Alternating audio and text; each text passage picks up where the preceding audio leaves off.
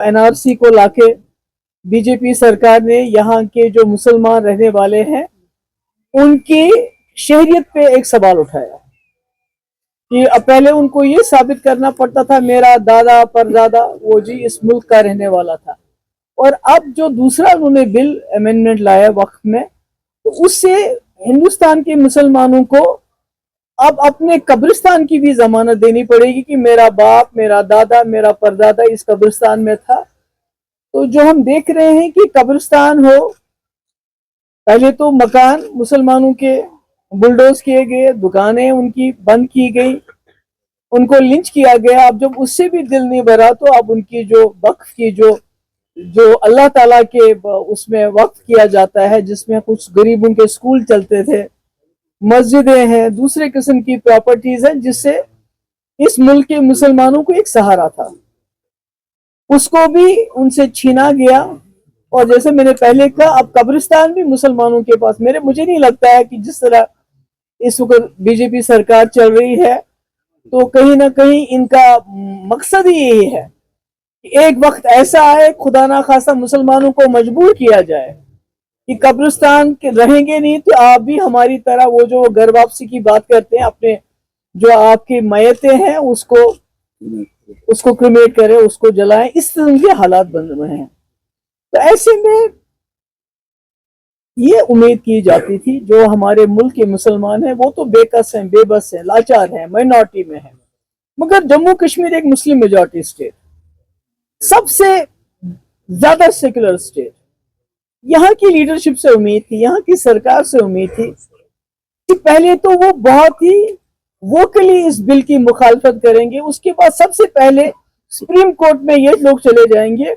और उसके अलावा जम्मू कश्मीर की असेंबली में आज सबसे पहला ये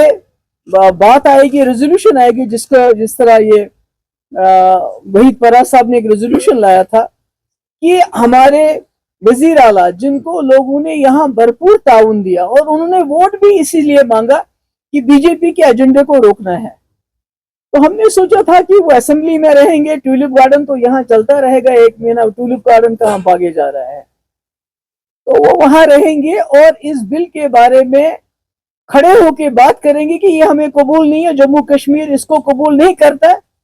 बल्कि मैं तो कहती हूँ फारूक साहब जो इस वक्त मुल्क के बड़े जो कदावर लीडरों में से हैं,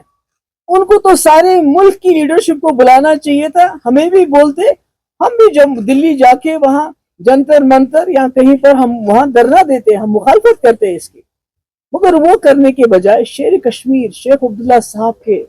साहबजादे, उनके नवासे उस मिनिस्टर के आगे पीछे घूम रहे थे आज, वो भी ट्यूलिप गार्डन में,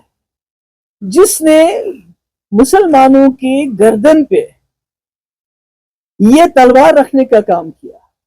मेरे पास अल्फाज नहीं, आई एम वेरी अनॉयड, मुझे बहुत गुस्सा आ रहा है, मैं बहुत मुश्किल से अपनी जबान पे और अपने अल्फाज पे कंट्रोल कर रही हूँ, क्योंकि आज पूरे मुल्क के मुसलमान, उनका दिल भी दुखा होगा जब उन्होंने देखा होगा कि यहाँ ट्यूलिप गार्डन में शेर कश्मीर जिन्होंने इस मुल्क का इल्हाक किया इस हिंदुस्तान के साथ, एक मुस्लिम मेजॉरिटी स्टेट का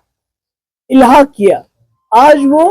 हाथ में हाथ डाले उस मिनिस्टर के साथ घूम रहे हैं जिसने वक्फ का ये जो काला कानून जो लाया, जिससे हमारे कब्रिस्तान पे भी हमारा हक खत्म हो गया। जिंदगी तो बर्बाद कर दी इन्होंने, मगर हमारे कब्रिस्तान तक हमसे छीनना चाहते हैं। तो मुझे बहुत अफसोस है, यहाँ के लोगों ने 50 सीटें दी इस नेशनल कॉन्फ्रेंस को, जो नेशनल कॉन्फ्रेंस हमेशा हमें ताना देती है कि पीडीपी ने बीजेपी के साथ सरकार बनाई, मगर पीडीपी ने बीजेपी के साथ सरकार बनाई और बीजेपी के एजेंडों को यहाँ पर इंप्लीमेंट नहीं होने दिया, बल्कि पीडीपी का एजेंडा चला। मगर आज हम देखते हैं 50 सीटें होने के बावजूद जिस तरह से उमर साहब ने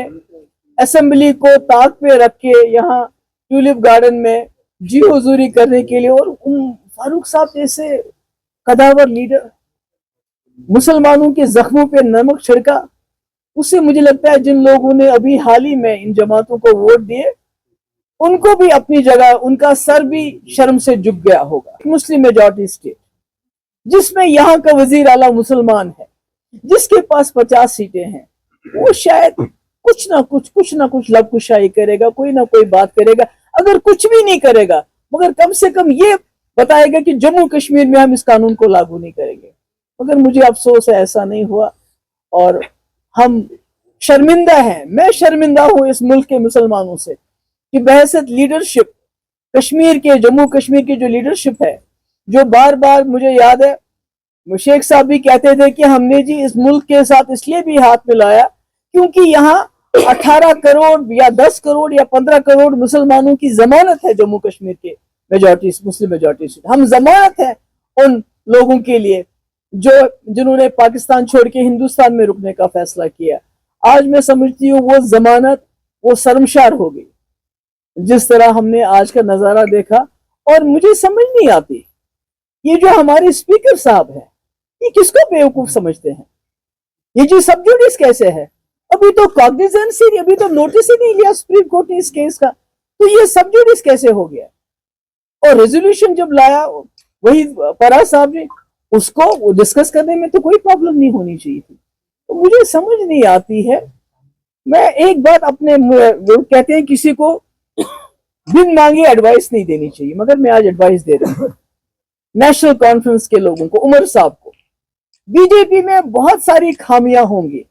ان میں ایک خوبی ہے, وہ یہ ہے وہ اس انسان کی عزت کرتے ہیں جو اپنی عزت آپ کرتا ہے, جو اپنے لوگوں کے لیے کھڑا ہو جاتا ہے. بے شک وہ پسند نہیں کرتے مسلمانوں کے لیے, اور جس طرح آپ نے اپنے لوگوں کے لیے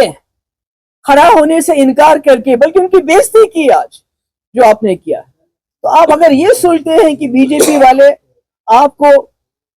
قبول کریں گے, وہ قبول نہیں کریں گے. ان کو معلوم ہے جو جماعت جو لیڈر اپنے لوگوں کا نہیں ہوگا تو وہ ان کا کیا ہوگا. میں نے اپنے وقت میں کھڑی رہی, آپ کو یاد ہے کٹھوا کا کیس ہوا, میں نے مقابلہ کیا. نوجوانوں کی ایف آئی آر کی بات ہوئی, میں نے مقابلہ کیا. سیز فائر کی بات ہوئی, میں نے مقابلہ کیا. ڈائلاگ کے لیے ہم نے حریت کے دروازے پہ لیڈرشپ بھیجی, اور شاید اسی لیے بی جے پی والوں نے کہیں نہ کہیں ڈر بھی تھا, خوف بھی تھا, سرکار بھی گرائی, پر آج بھی عزت کرتے ہیں وہ. مگر جس طرح نیشنل کانفرنس کی لیڈرشپ نے آج ہمیں سارے بازار بے عزت کیا, مجھے لگتا ہے کہ یہ میرے خیال میں آج ہم سب لوگوں کے لیے, جموں کشمیر کے لوگوں کے لیے, ہم مسلمانوں کے لیے آج جو ہے یہ ماتم کا دن ہے.